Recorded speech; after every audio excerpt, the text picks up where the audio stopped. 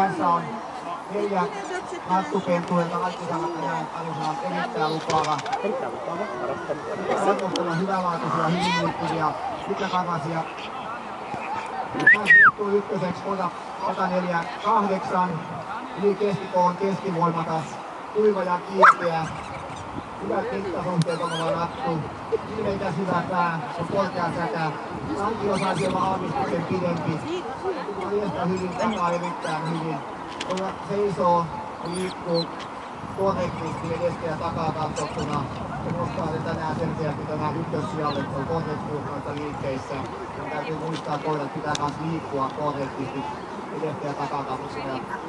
Tämä koira on siinä suhteessa erittäin hyvä. Tuolla saa tasapainoisen ravin. Viiva. Ja esiintyy erittäin hyvin. Viiva. Tässä.